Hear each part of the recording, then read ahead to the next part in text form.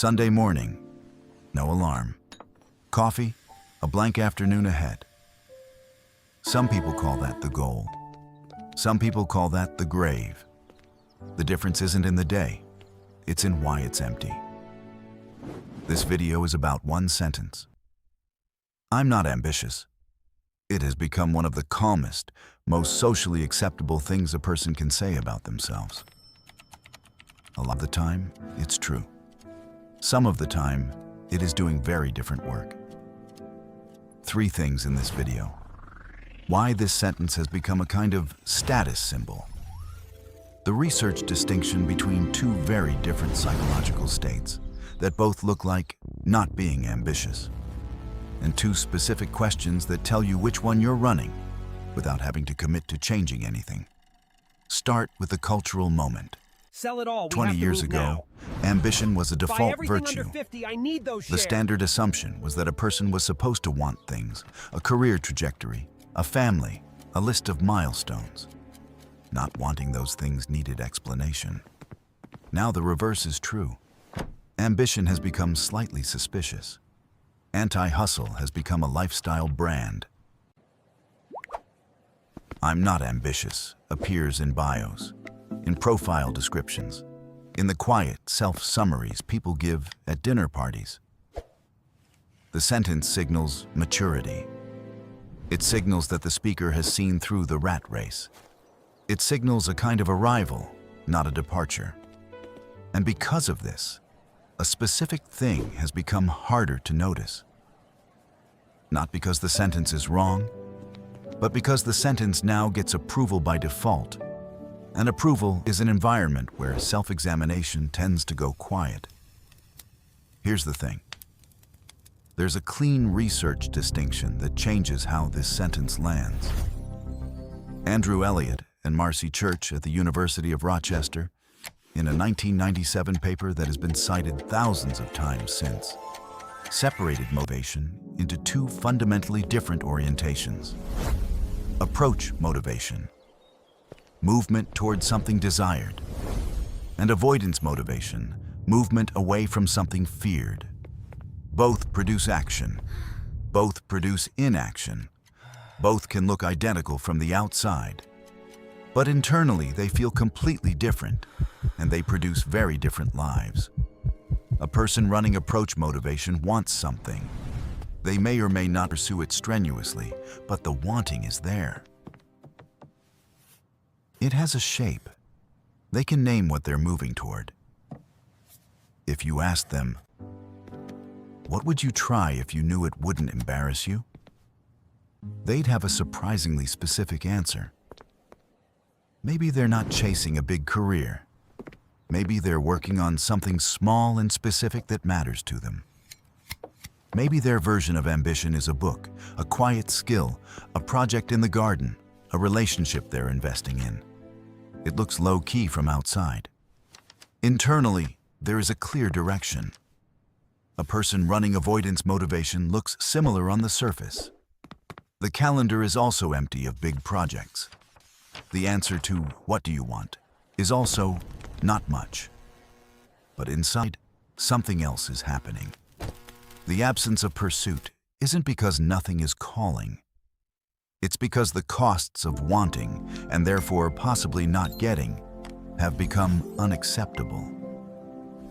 Not because they lost interest in life, but because somewhere along the way, trying and failing started to feel like information about who they fundamentally are, and it became safer to stop finding out.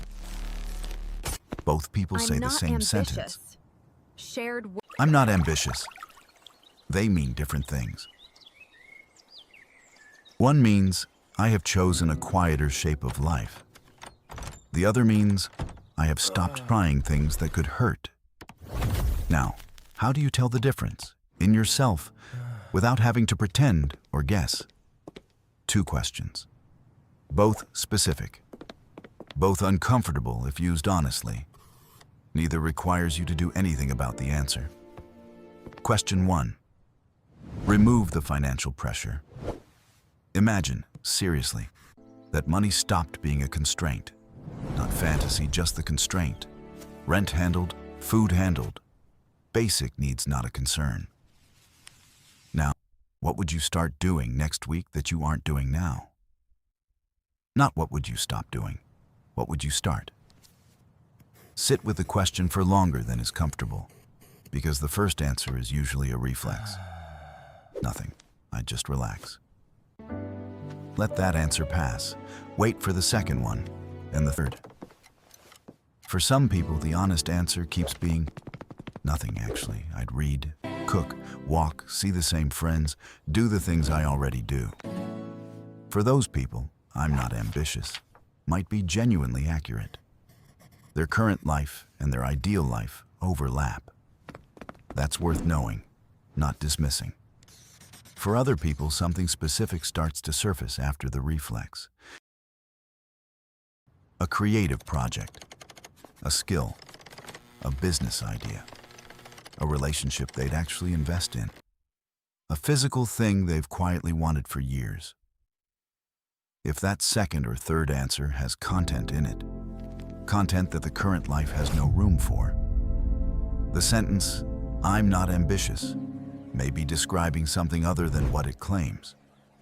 It may be describing an accommodation to constraints the person has stopped questioning. Question 2. When was the last time you genuinely tried something? Something with a real chance of failing and failed? Not theoretically. Name a specific thing, a date, a context, an outcome. If the answer is recent and specific, last year, a project that didn't work, an application that got turned down, a conversation that went badly, then the system is still in use. Trying is still available. The not ambitious sentence is running alongside a life that still occasionally risks. That's coherent. If the answer is, it's been a while, if the most recent real attempt at something that could go wrong was 5 years ago, or 8, or more than that, the data is different. Something in the system has been rolling back the perimeter. Each year, slightly fewer attempts. Each year, slightly smaller stakes. The absence of failures in recent memory is not evidence of wisdom. It is evidence of not having been in a situation where failure was possible, which means, by definition, that nothing was being genuinely attempted. A person can live a good life without attempting much. That's real. Some of the calmest, most integrated humans are exactly those people. But there's a difference between "I chose this" and "I stopped trying things that could go wrong and this is what was left." The two produce similar Sunday afternoons. They produce very different psychological weather. There was someone on a park bench on a weekday afternoon. Mid-30s, jacket zipped even though the day was warm, a paperback open on his lap that he had stopped reading. Around him, people walking dogs, parents with strollers, a few other adults alone on other benches. He had been telling people for years that he wasn't ambitious. He meant it. He had watched his friends chase various dreams through their 20s, and he had, very consciously, not participated. He called it knowing himself. For years, this was fine. On that afternoon, for reasons he could not trace, a small thought arrived without announcement. When was the last time you tried something you could have been bad at? He did the math. He could not remember. Not that the answer was 0, just that it was further back than he could easily locate. He finished his coffee. He walked home. He did not, for the record, do anything dramatic about it. He did not sign up for a course or download an app or decide to change. What he did was let the question sit. For weeks. It did not resolve into an action. It resolved into a clearer question, which over time resolved into a slightly different relationship with his own Sunday afternoons.